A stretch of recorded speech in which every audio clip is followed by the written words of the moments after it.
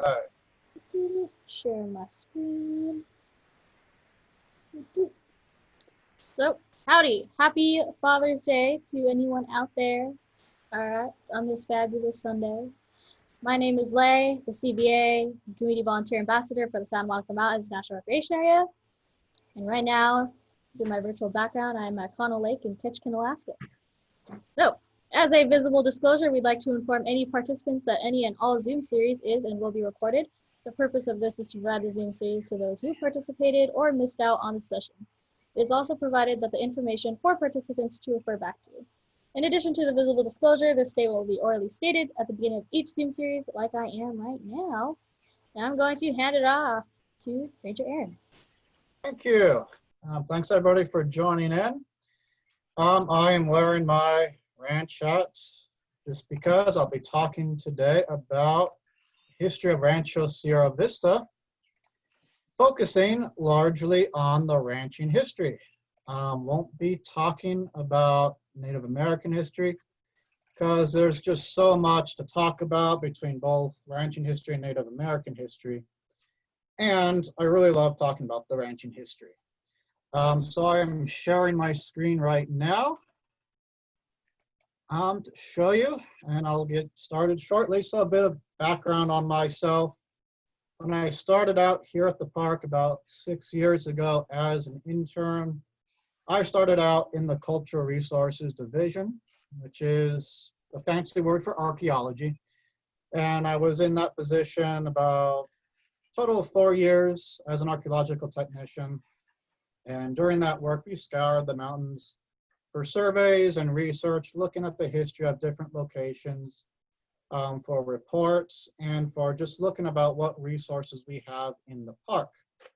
Rancho Sierra Vista is one of those locations. And so this is a kind of a combination from all of that, as well as some of my programs that I put together where I hike around Rancho Sierra Vista talking about the history out there. So without further ado, I will jump right in. The first topic I'll be covering is the Spanish ranching period. I won't be covering too much about it, but since there is ranching in the Spanish ranching period, as the name says, I'll cover that briefly. Throughout California, there were several ranchos all throughout the area that were awarded to different people for a variety of reasons, such as serving in the military and later those petitioning the government for land with reasonable reason. Here at where Rancho Sierra Vista is, we had two ranchos that met right there as you are driving into Rancho Sierra Vista. And they also helped define the boundaries for later homesteading and land transactions. So right there at the entry, we have these two ranchos, Rancho Guadalasca and Rancho El Conejo. Those met right there at the entry road, and the Rancho Guadalasca portion was operated by a woman by the name of Jezabel Maria Yorba. And she had petitioned the government, the Mexican government at the time, for this land so she could graze her cattle and horses. And that was the majority of the operations she had, at least out in this area. But she lived out in Santa Barbara, and in a moment you'll see a map, kind of the layout of where that rancho was. The vast majority of Rancho Sierra Vista was actually part of Rancho El Conejo, which was operated by two individuals. I'm not sure if they were directly related, Jose Blanco and Ignacio Rodriguez. They did do some crops out here, but were met with some severe droughts during a period of time, in addition to also grazing cattle. They lived kind of nearby in the Potrero Valley. But another individual who owned Rancho Simi, that massive place up there in Simi Valley, Jose de la Guerra, actually fought for rights to that land because by his accounts, Ignacio Rodriguez was not making good use of his property. And so in the later years, Jose de la Guerra did get that land. And to kind of lay out about how it is situated at Rancho Sierra Vista, I have this map right here. The green area marks the National Park Service boundaries of Rancho Sierra Vista. And that yellow line right there, right about here, is that separating line between Rancho Guadalaska and Rancho El Conejo. So you could kind of look at it in a ways. If you're driving into the park, you're starting out in Rancho Guadalaska, and the second you pass the large pond before parking in the large parking lot, you are then in Rancho El Conejo. What's actually cool about that is that boundary fence is actually still out there, and you can see it. So if you're ever driving into the park and you're wondering why the heck there is this random fence line on either side of the entry road going up the hill on one side and up the hill on the other, it's because it kind of marks an old land boundary that originally goes back to about 1800s. The fence, of course, was replaced over time, not original to the old ranchos. And here is a brief or a short little map snippet closing in on where Rancho Sierra Vista is located. And you can see any number of all the ranchos out there around this area. You have Rancho El Conejo right on either side of the El Camino Real, which is more or less the same trajectory as the 101 freeway in this area, marked by these mission bells. And right next to it, Rancho Guadalaska, which places our Rancho Sierra Vista somewhere around this area right here. But the forces that really shaped what Rancho Sierra Vista is to this day comes to the Euro-American settlers to the area, going back to the first family to make an impact for ranching, the Borchard family. They were natives of Germany, and they first came out around the 1860s, father and son, Christian and Johannes, or John, Borchard. They moved out to the Oxnard area and started ranching in 1867. And like many immigrants, they didn't come to this land with a ton of money. Maybe a few dollars to their name, but they saw a dream out here for ranching, and they made it happen. Out in the Oxnard area, they first started doing a lot of dry cropping, growing stuff such as barley. And it wasn't until about 14 years later, they decided to start expanding their operation. They came out to Newberry Park in 1881 because land out in that area was significantly cheaper. So they purchased up land out there and started work on the farm out here in Newberry Park. They did a lot of the same crops out there, did a lot of wheat, barley, and corn, but they really started building up on this property. And they built several structures such as barns, a blacksmith shop, residences, and all of that was actually built in the exact area where our horse ranch at Rancho Sierra Vista is currently located. And in addition to all these crops they were growing, they also had several sheep, over 2,000 sheep, as well as several head of cattle that they grazed on the area. And considering they started out as immigrants to this country, they actually became incredibly successful. In fact, they even survived a drought that devastated a lot of other farmers. And because of this success, it allowed them to even grow even bigger. They moved out more so into the Conejo Valley, bought up land out in Texas that they would lease to other farmers. They even had to develop their own land management firm because of how much they were expanding. It was the Borchard Land Company. And so they are the classic image, the immigrants who started in a meager setting and became incredibly successful. In fact, if you're ever out in Newberry Park, Borchard Boulevard is named after their family. And before I go too much further, those symbols at the top are original cattle brands from the register. It was registered to Johannes Borchard back in the 1920s. I don't know entirely why he had two separate brands. I would suppose it could have to do with all the different farms they were operating in. Maybe one was from Newberry Park and the other was from out in the Conejo Valley. Don't know exactly. But over time, because of how much they were spreading out, the farm in Newberry Park kind of was left abandoned. A number of the structures they had out there succumbed to one of the numerous fires that always plagued this area, but they still had some structures that were left. And here is a fun aerial image of the horse ranch area of what will be Rancho Sierra Vista, kind of at the tail end of their Borchard's time out at Newberry Park. And for reference, this road right here is Potrero. What you don't have is Big Sycamore Canyon Road, which comes down south right here, but this is where the stables will eventually be. And the reason we also have images of this is because these pictures were also taken right at the tail end of the Borchard Era out there. And this is a couple of those structures we are seeing in the aerial image. You probably recognize a certain mountain in the background, Boney Mountain right there in the distance. And this right here is out in the field, which would be to the left if you're coming in on Big Sycamore Canyon Road, kind of out there in the field. This is one of their barns. These structures, of course, are no longer out there, but it's cool just looking at some of the original buildings going back to one of the early ranchers of Rancho Sierra Vista. But right around that very time, 1936, is when we're transitioning to another person who, I guess you could say, created Rancho Sierra Vista, and that is Carl Beal. What happened in 1936 is because that ranch was no longer really being used a whole lot, they sold it to Carl Beal in 36.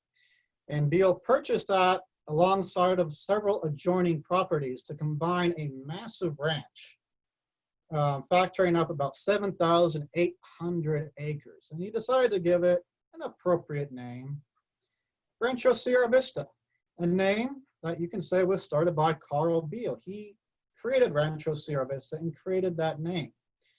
And it translates, by the way, roughly to Mountain View Ranch. Definitely an appropriate name given how beautiful that area can get, particularly if you're down in Sycamore Canyon, even today, after a good rainfall. Nice and green, a beautiful Boney Mountain in the background. So a bit of history on this guy.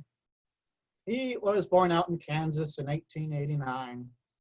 And for most of his life, he was raised on a farm out in Laytonville, California. So he has a history of ranching, and it became to be a passion of his, since that's what he's done his whole life. And on top of that, he was also the first in his family to go to college. Went to the esteemed Stanford University to get a degree in petroleum geology and engineering. So you add a love of farming with a great background in engineering and geology. You have a guy who is slated to create a massive and successful ranch. And that up there at the top is Beal's cattle brand, registered in the 1940s, just after he purchased his property.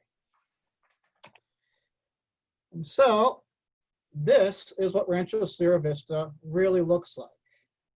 For reference, here we are again. This is our Potrero Road. This is what most people think of Rancho Sierra Vista, the National Park Service property right there at the horse ranch. That is the Rancho Sierra Vista today. Originally, the name was for all of the 7,800 acres. This horse ranch, in addition to the location where we have the main ranch house down there along Sycamore Canyon Road, and the ranch center, now deep in Point Mugu State Park, not too far from the ranch house, where a lot of the crops were grown. The symbology is on this map, by the way. One symbolizes the farmlands that are mapped out for operation. 2 and 3 indicate locations where they will be planting lemon orchards.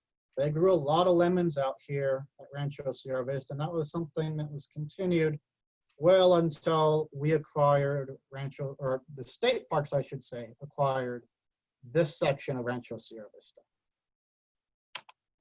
So after Beal purchased this property, he put his history and knowledge to use.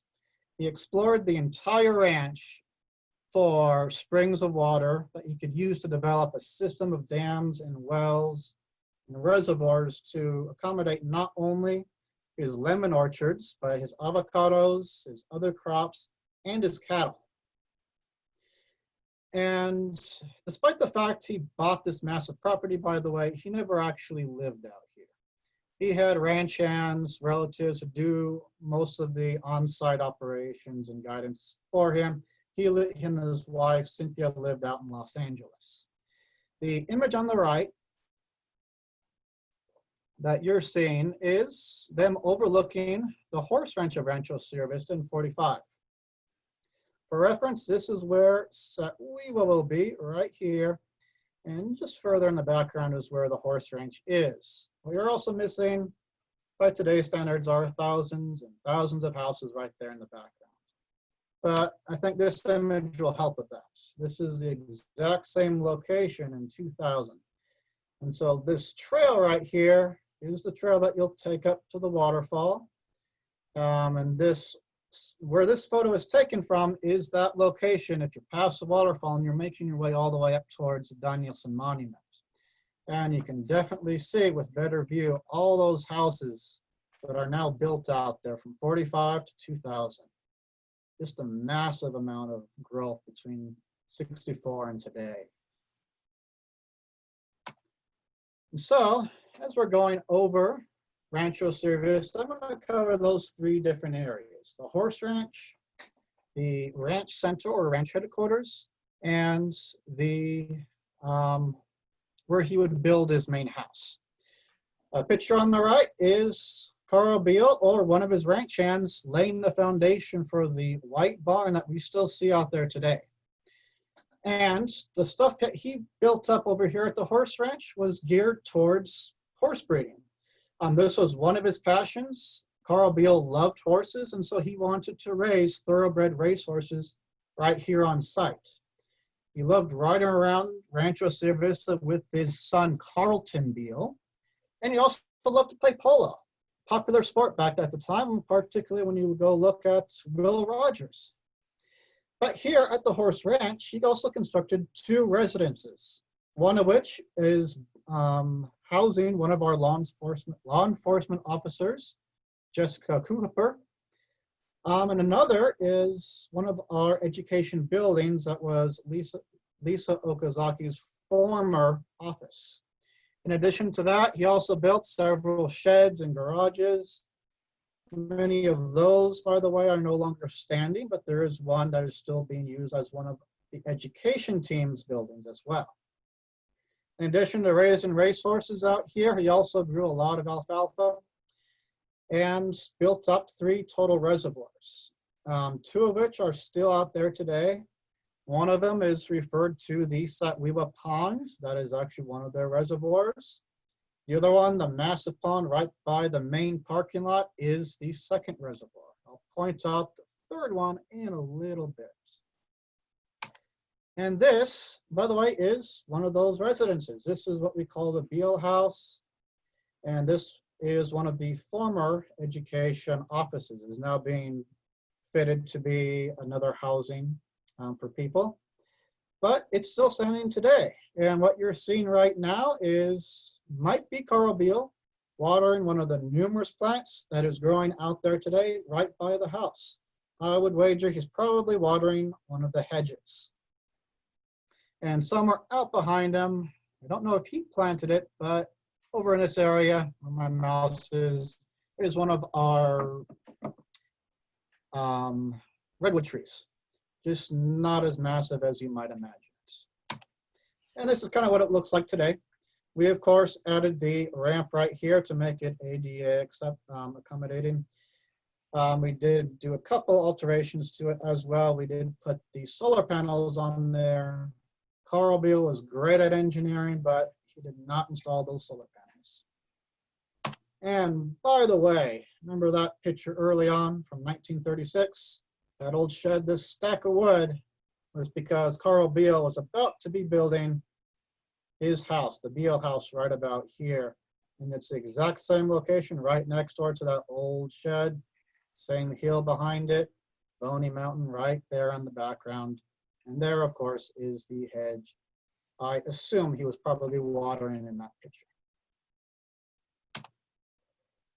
So the second location, the ranch headquarters or the ranch center, this is where he grew a lot of his avocados in addition to, a lot of his lemons, in addition to some of his avocados as well. The picture on the right, I don't know the date to it, but those are the terraces where a lot of the lemon trees were growing. Also lovely and green out there as well. Out in this area, he also built up a number of structures, some residences, a bunkhouse and a barn. Sad to say, all those structures did burn down in, again, one of the numerous wildfires that plagued this region. He also went to work building up additional dams, reservoirs to serve all of these orchards. But he also built up a water pipe from a natural spring at the base of Boney Mountain, just especially for his avocado orchard. I mention this because right there at that site is also a popular location, the old cabin. Beal did not build this cabin, and the standing chimney is still there today, and it kind of looks like this, but while he didn't build it, he definitely put it to good use. He loved to ride up there, use that spot for hunting and just for relaxing, as well as keeping an eye on the pipes that he would bring down from a natural spring right in that exact same area. I've checked the area and there is still some water in that Live Oak Canyon spring, so it's definitely still functioning. And if you go up there today, you'll just see that standing chimney right there. Beautiful spot. If you haven't been up there, I encourage you to check it out. Quite a hike, but once you're up there, it's beautiful. Aaron, just quick question. That's the Danielson Monument? Excuse me. Yes, so right where I'm situated with the picture on the right, behind me would be the Danielson Monument. So the monument is right up there as well. And so the third area is the location that Carl Beal had his last eyesight on. He got the ranch center all up and going, the horse operation at the horse ranch going, and now he decided to look for a spot to build a beautiful house right down there in Sycamore Canyon. And he started work on that in '44. Sadly, he never saw that house to completion because he passed away only a few years after he began work on his house. Fortunately, he did see to completion the barbecue area, which would be right next to the house, which he used to entertain guests and family. I don't know if the picture on the right was taken during the Beal Era, but more or less the barbecue area is kind of the same from what it was from the Beal to the Danielson Era, which we're about to get into. But he was able to at least enjoy that. And here, by the way, is an aerial view about 1945 of what the horse ranch looked like. And you'll notice this pond in the water right here. That would be reservoir number 3 that is no longer present. And that's because there's a trail that goes right by there, and for safety reasons, it had to be filled in. It was lined with concrete, did not want people falling in there. But again, we have Trail Road, and now we also have Big Sycamore Canyon Road on either side with eucalyptus trees. But let's go in a little closer view. All these buildings you see right here, this is one of the residences, Jessica's house, still there. This is the big white barn that you saw them laying out the foundation for. This would be the education's office right here, the long building. Beal house is hidden somewhere in here. So it's really cool to look at this and imagine that when you go out there to the horse ranch, a number of these structures date back to about the 1930s, 1940s. Really old ranching structures, still maintained and still present to this day, including some of those eucalyptus trees along the road. So after Beal passed away in 46, 1 year later, his son Carlton Beal decided to sell the ranch. I don't know if ranching wasn't his thing. Maybe he had his own dream. But what happened, whatever the reason was, he sold it to Richard E. Danielson Jr. in 1947. And Danielson, by the way, how could he afford it? Massive land, a lot of work put into it, but he was a grandson of the founder of the International Harvester Company, a popular company at the time that built a lot of equipment, cars. So as you imagine, Richard Danielson inherited quite a substantial fortune, and he put it to good use, buying a fully functional working ranch. And similar to Beal, he did not live on the ranch. He also lived in LA, but came out there for weekends, holidays to check out the area.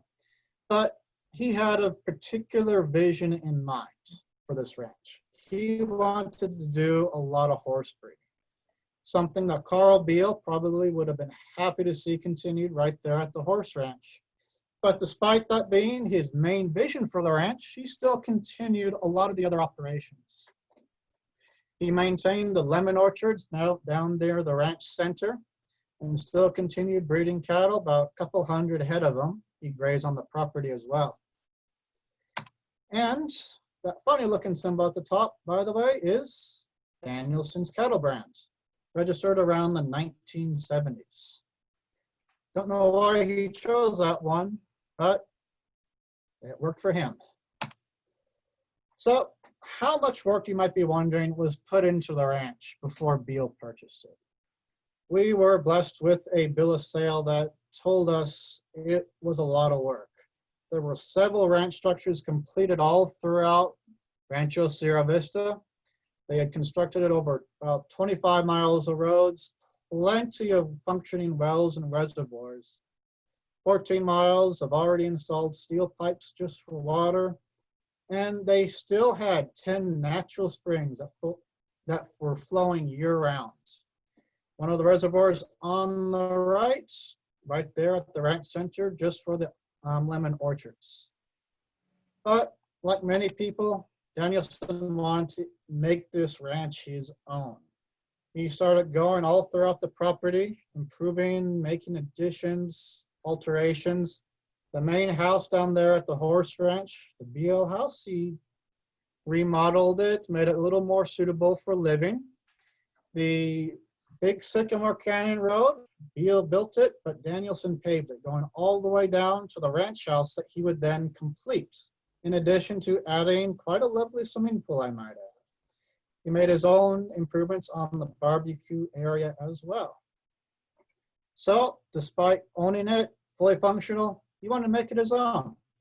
Picture on the right is an example of Danielson doing some improvements on Big Sycamore Canyon Road, following behind the tractor, and a cool looking car right there. And this, if you haven't been down there, is what the house down there, the Danielson house, looks like in Sycamore Canyon.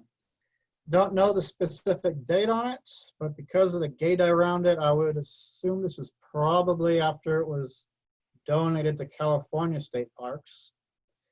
But the house is original to Danielson. Right behind it, you have the swimming pool, not visible. And just to the left of the house is the barbecue area, which you'll see right about here. Taken sometime during the Danielson era, a bunch of family, friends getting together and having some fun. Cool fact, if you ever go down there and camp, I hear the barbecue area is still quite functional. And if you're ever down there, definitely go walk around and check it out. It's pretty neat. They have some unique designs along the wall and gates of the barbecue area. Sadly, this cool oak tree that they built the table around, I hear it's no longer there. I've been down there, but I can't recall seeing that tree, which is kind of sad. Get some natural shade as you're eating, but it's gone. So, as I mentioned, Danielson had a particular vision for Rancho Sierra Vista. and that was horse breeding. He continued a lot of other stuff, but this was his main goal and his main passion. That's an original flyer from Rancho Sierra Vista. And here at the ranch, he raised several champion quarter horses right here at Rancho Sierra Vista. He advertised it, held events, sold horses. And if you were interested back in the 70s, check out you could have checked the flyer like this on the right. Go out there and get yourself a horse, or at least go check them out. And here is a cool picture showing one of the old horse trailers, Camarillo, California. It's probably where the ranch was registered. You got yourself a cool cowboy right there posing next to it. And behind is the white barn we still have today. And here is one of my favorite pictures of old Rancho Sierra Vista, taken around 1954. Fortunately, somebody colorized the photo. It was originally black and white. But you can kind of see what this place looked like before the went up. For reference, here is Big Sycamore Canyon Road. The barn is off on the right. And what we're missing right here in the middle by today's standards are all those corrals, all those stables. They had something smaller in place before they really upgraded it. And here we have one of the old headquarters, or no, residences, still there to this day. Here is Mary's office in education. This attachment at the end was actually called a bachelor pad. That's where somebody could live. And I think it is still used for living right now. Beal House is tucked away back there. But it was around this time in the 50s and into the 60s, that Danielson started seeing a lot of changes in the neighborhood. You got other ranches being bought out, other open spaces being taken over by communities, commercial structures, and even malls were moving in as well. That factors in because right where the Thousand Oaks Mall is right now used to be the Thoroughbred Horse Ranch. They were bought out and they were about to tear down all of those structures. Danielson thought all those structures should not be torn down. He wanted them. And so he reached out and was able to acquire all of those buildings and bring them over to Rancho Sierra Vista. And that is how it started out, as a small operation like this to a rather booming operation that was significantly upgraded. It looks a lot more like it does today, as you can see. See the couple stables right here on the right, and back here, which is now being used for the nursery for the vegetation team. So it started, an aerial view as this in 59. There's a small operation right here in the center. After he brought in all those structures from the Thoroughbred Horse Ranch, ramped it up, and improved it quite significantly. Another thing, you probably noticed all these structures booming up, popping up in just a matter of about 5 years. And oh, we got one more structure popping up right here. And so here is, just for fun, a cool close-up of the horse ranch during the Danielson era, just as it looks like they were building up those stables right about here. You can see that long building, which is used for storage and the education team's offices, and of course the white barn on the side. And here is another cool photograph, 1964, just after they moved all those buildings in as well. It's a little more recognizable, though the color, we changed the color just a little bit. I think we're more beige right now. Originally, these structures were white. And here, it's kind of what it looks like today, a little more recognizable. One of the things that also dawned on Danielson as he was also getting later in his years is that if he were to retire or pass away, all of this ranch would likely be turned into more upscale housing communities, like everything else around him in Newberry Park and Thousand Oaks. And he definitely didn't want to let all of this stuff go to waste. He didn't want his ranch turned into another housing community because it was kind of a passion of his, particularly the horse ranch area where he'd hold horse races. You have awards like we're seeing right here. You have Richard Danielson on the left. Don't know who the two people to his side are, but that's his wife, Molly, and a guy by the name of Sam Watson holding the horse. And so to prevent that from happening, to seeing all of it turn into another housing community, around the 70s, Danielson was considering or donating the park, and that's what he did. In 72 and 73, basically everything but the horse ranch, he donated the California state parks just so he didn't see it turn into another development. And that is how we got Point Mugu State Park. But he maintained the horse ranch because that was his passion all along. He held on to it, continued the operations, and until about 1980. By that time, he was really looking into retirement. He decided to continue to see this used as an open space and sold it and started the process of selling it in 78, all remaining 850 acres of it. He sold it to the National Park Service. And what's cool is the Santa Monica Mountains was founded in 1978, and Rancho Sierra Vista became one of our very first acquisitions, one of our very first parks. And after we acquired it, and to this day, we still continue the horse operation. We don't do horse breeding anymore, but we still use it as a horse ranch, continuing the theme of a horse ranch going all the way back to Beal when he started Rancho Sierra Vista. And it's a cool thing to look at when you realize this is a thing that's been going on since the 30s.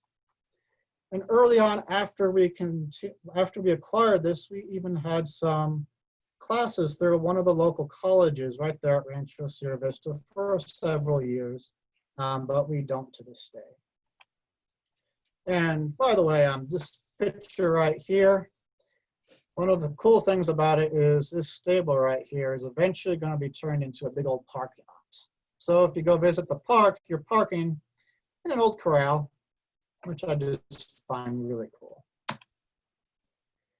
And so the story of Danielson ends on about December 27, 1988. Just a few days after Christmas, sadly, he passed away.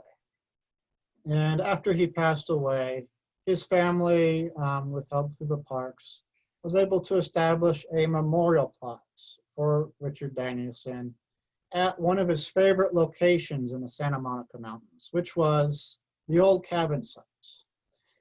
Again, don't know who built it, but Beal loved it and Danielson loved it as well. They would ride up there, both of them, not together, but would use the site just as a little retreat on their property and even go hunting up there.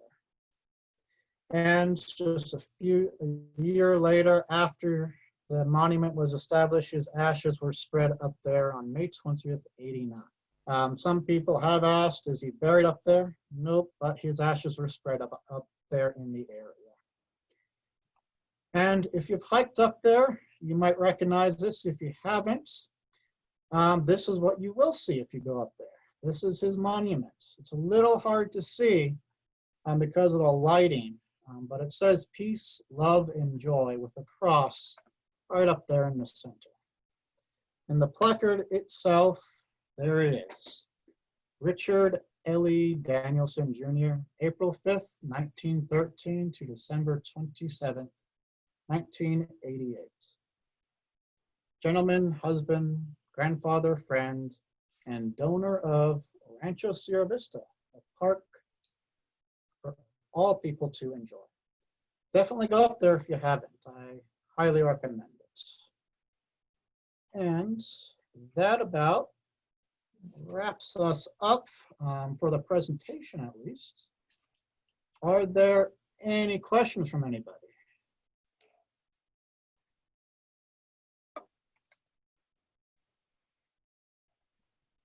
Aaron, I do have a question. Yeah. About how far is it from the cultural center to the monument, to Danielson's monument? Oh, I think that is about 3 miles at least. It's definitely a good hike. Easy so getting to, but it's a bear getting back, huh? Yeah, getting to it is actually the hardest because you're actually going quite uphill a lot. Oh, Because you're basically going not to the Bony Mountain, but you're going towards the base of it. Right along the way is that Live Oak Canyon Spring. So getting back is easy, getting there is kind of hard. But if you're going up there, I definitely recommend stopping off a little bit by the waterfall for a little break. thanks. Any program in the work to restore the barn? I'm not aware of anything in progress to restore the barn. I know the horse ranch was assessed for a cultural landscape report.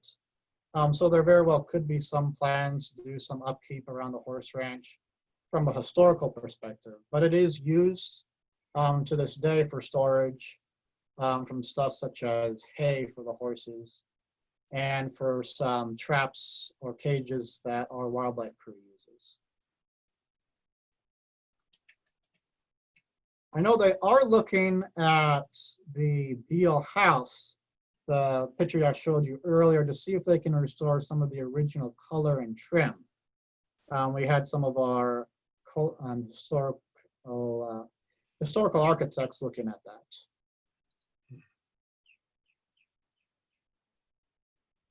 For the Danielson Ranch barbecue area, I still remember that large oak tree that burned down. I know this is a state parks question, but does the National Park Service know if state parks plans to ever plant an oak tree there? We do not know. That would be a good question to ask, and I can check out and see if they have any answer on that. But I wouldn't know if they have any plans to do that. I know, well, if they were to do that, they'd probably have to think of ways to maintain it, because if the tree were to eventually collapse, it could cause further damage. But I like the idea of planting another tree in there. I think that would be really cool. The story I heard was that it didn't burn down, but the drought kind of killed it. And because of the paving around the tree, it just didn't get enough water. So it eventually just kind of fell down. But I think, yeah, they'd need to have some kind of percolating thing around it to get some water into it. There was also some severe winds that probably brought it down as well. Aaron, approximately how far east towards Boney Ridge from the house going up Blue Canyon did the property extend? I don't know the exact mileage. But I can pull it up, look at that map. I don't know the exact mileage about how far east it extended, but no more east than our current park boundary already runs. Let me share this image again. Well, while you're doing that, I'm wondering if Old Boney Road might have been the boundary. All right. Did I share this successfully? Can you see it? Yeah. Yes. Trying to get this full screen here. So it doesn't run much more than our current park boundary, give or take, with Borchard Road. It seems to run exactly south and then starts cutting in as we get towards the Boney Mountain. So anything to the east, I would say, of Boney Mountain is probably outside of their boundary. I don't have an exact mileage. I would have to get this measured in a mapping program, but I'll have the exact mileage on it. But you can kind of see how it's laid out. This is about where we got it.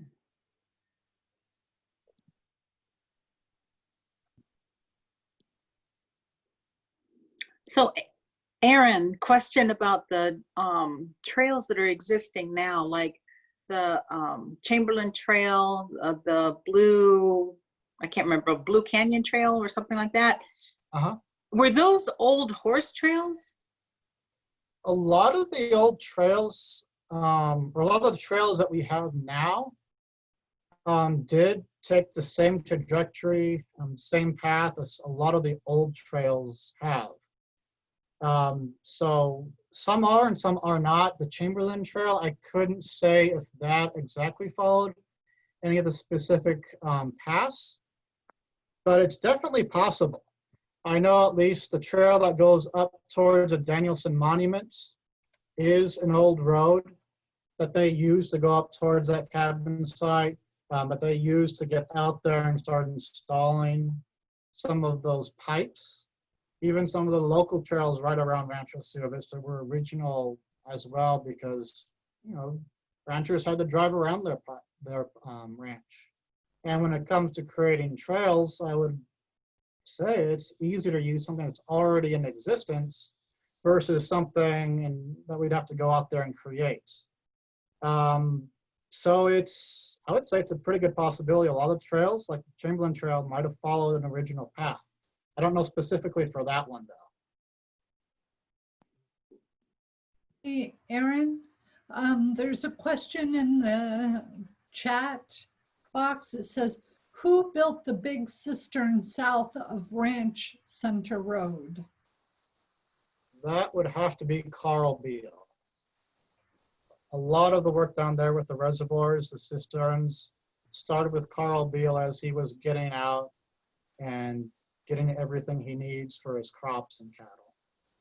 So that would be Beal.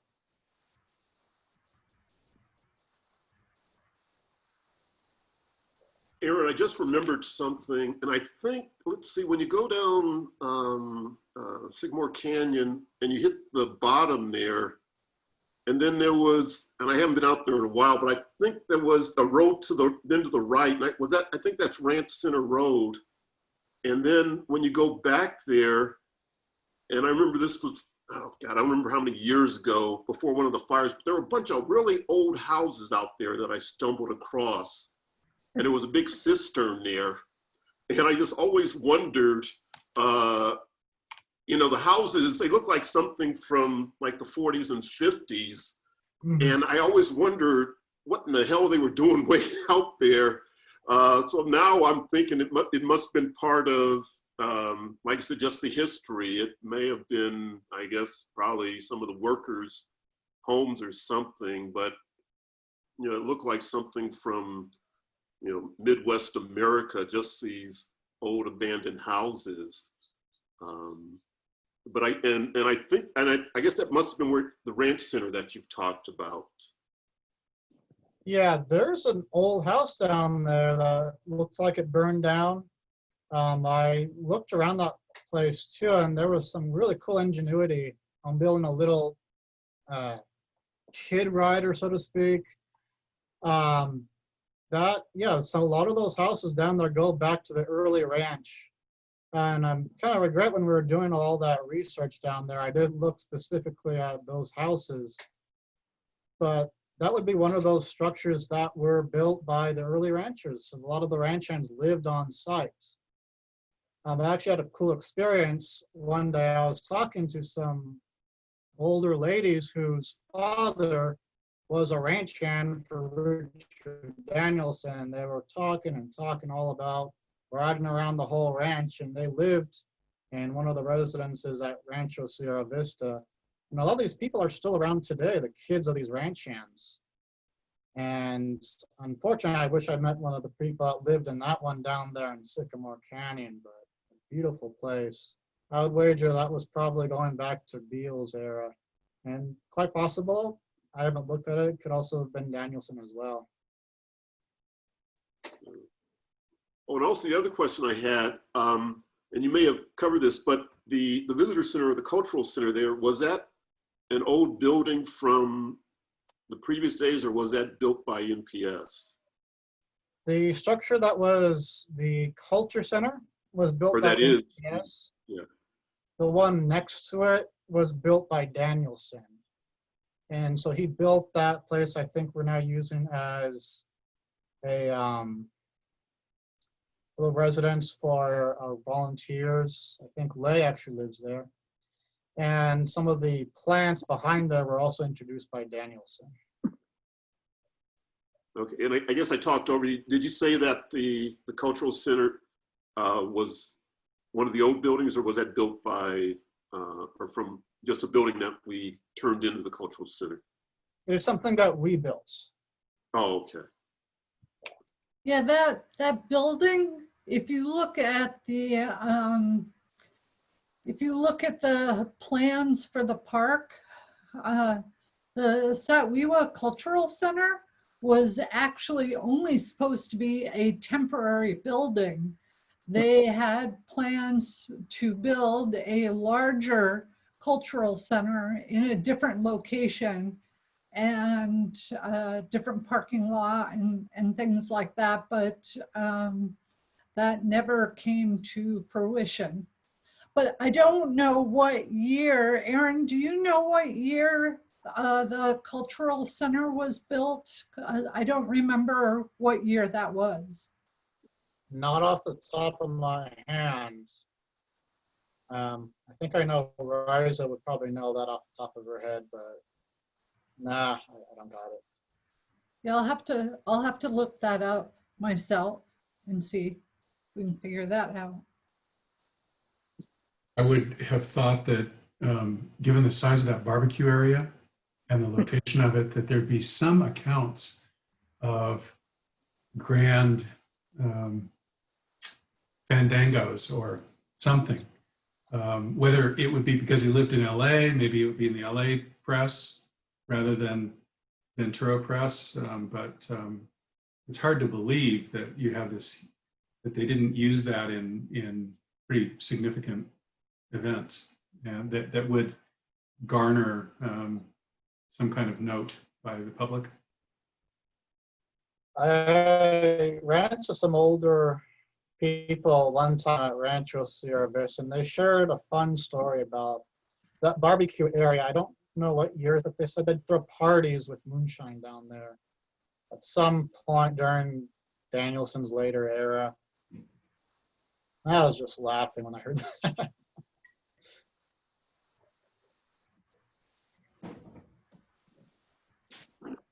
Hey, I've got the general management plan. Aaron, can you tell me what, how many years was the horse program run by Moore Park College? How many years was that here? Do you know?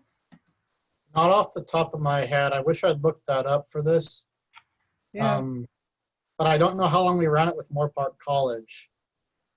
Yeah, but from the sound of it, it was an awesome program. I can't help but remember. But I think we even would bring out the horse carriage that's stored in that long building that's used by the education staff. But in the future, we will be rebooting our old Horsetails program. And when we do, we'll be pulling out that old RSV carriage. It's hidden in there in the storage building, probably gathering dust right now. But it's really cool when we bring it out.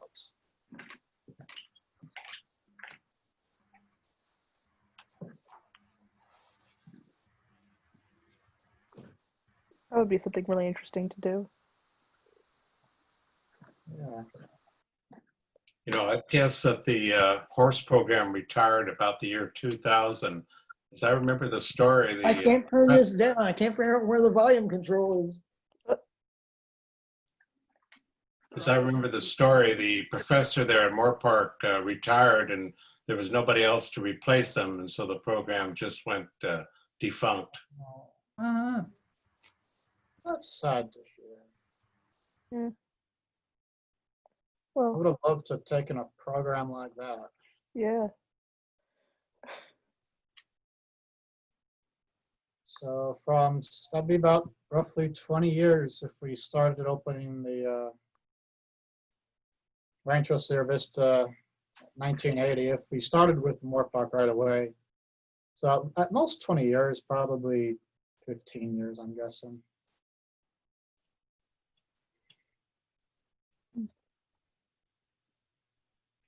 Maybe that'd be cool if that kind of thing got rebooted and started happening again. Yeah. Definitely be very interesting. I'm sure the community would like it a lot. I can remember going to 2 field trips with my son when he was really young.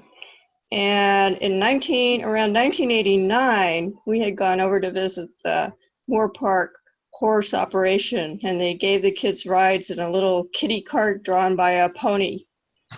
And then I remember going on a field trip around 1993 or 4, and I don't think the Culture Center was built then yet, because I remember the kids drilling their abalone shells. We just sat out in the dirt in the field near the pond, just to help with timing. Huh.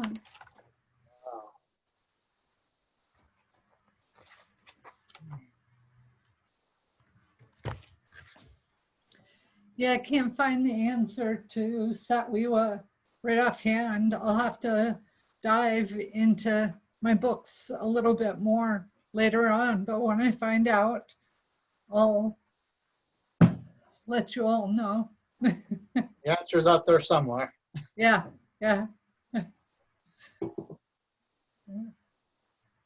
And Aaron, there's, I think it's a Chamberlain Monument over there, sort of adjacent to Serrano Valley. And I think, I can't remember his first name, but I guess he was some kind of LA businessman that was involved in the cattle industry. But the monument seems to be in Point Magoo. So did he own land adjacent to like where, where Rancho Sierra and Point Magoo are, or was trying to figure out, why there's a monument to him in what would appear to be, land that was owned by, the Borchards, the Beals, and the Danielsons.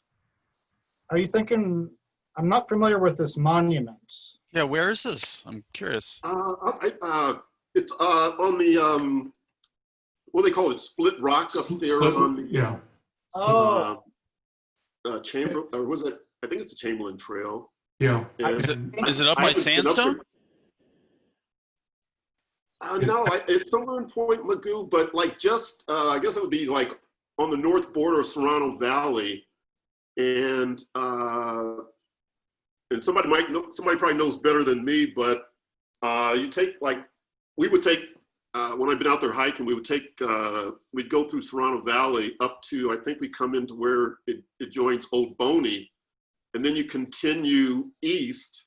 And there's Split Rock, and I was told there's a monument up there to, his last name was Chamberlain. And somebody asked me about it one time, and I looked it up, and he was a Los Angeles businessman that was involved in cattle ranching. But where the monument is, and I guess it's a plaque, but it's definitely in Point Magoo, up in that area. The only other monument I'm familiar with is the one over at Sandstone, which was donated, which is because of the Boy Scout era. They built that monument for the Boy Scouts to a gentleman whose name I can't remember. I don't think it was Chamberlain. Oh, no, I know what you're talking about up at the top of Sandstone. This is... That's further out Ralph, there. do you know? Yes. It's about halfway down from Boney Ridge to Old Boney Road on Chamberlain Trail, California State's Split Rock, not NPS Split Rock, which is over on Mishimoka. Oh yeah, I keep forgetting about the And Split Rock. the plaque is on the rock. And the only history I've been able to find on Chamberlain was that he lived across over like the top of, is it Deer, what's across Serrano? Deer Creek. Deer Creek Road? Yeah. Yeah. He lived over in that general area and was well liked, I guess. It was unclear why he warranted that kind of commemoration. Yeah, I did see something that said he was in the cattle business. So, but I don't remember, to what I think it just said, I found something that briefly said he was in the cattle business, but, nothing more than that. So. I wish I could help you on that one. I'll have to look into it though and see if I can pull up any information, but no familiarity with that. Oh, okay. Yeah. Well, you did clear up one thing. I've been telling the lie for 20 years that the Danielson house was built. I've been told it was built by Danielson to entice his wife to live out there, but she never moved in because she didn't like the area. So I've been telling that story for over 20 years, and now I've got to go out and correct myself to everybody I told that story to. Well, you never know. I mean, that still could have some truth to it. Maybe he tried to improve. Well, I don't know. Maybe tried to improve it or something. I don't know. I do know I heard from other people that his wife did not like that cabin up there at the base of Boney Mountain, and she was happy when it burned down. Maybe that's where the story came from, and somebody just mixing of messages. Yeah, got transferred to the Danielson house since the cabin's no longer there. Yeah. I've got some info on Chamberlain. He did own some property up in the Circle X Ranch area. He had a house overlooking Serrano Valley that had a windmill. Gave it to his daughter. This is from Linda Valois, if you recall the Valois. And he and his second wife built a house not far from that windmill house. But again, there was no direct tie to Chamberlain Rock, to the Split Rock. But she says that she believes that the plaque was put up by his buddies in the Rancher of Vistadores group. And then there's an obit that she included from Oxnard, dated October 1, 1954, which again doesn't really seem to explain the plaque, but says, he was active and well-liked and known and so forth. Huh. Well, thank you. Yeah. Explains why the name rings some bell.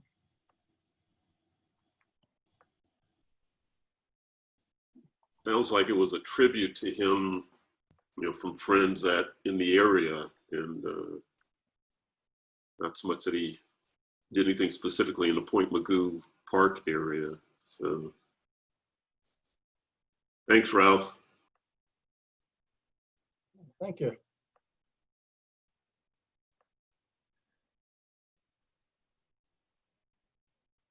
So somebody listed Wikipedia on Saweewa Native American Indian Cultural Center.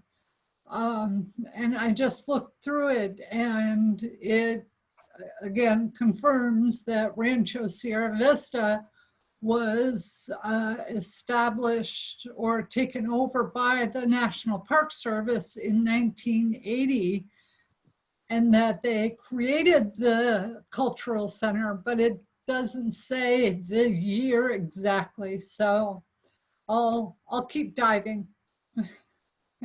I guess it would be 1995 when the new center was built. I know we have a plaque inside Saweewa that says when it was blessed and made official. Worst case, we can go visit our center and take a look. Yeah.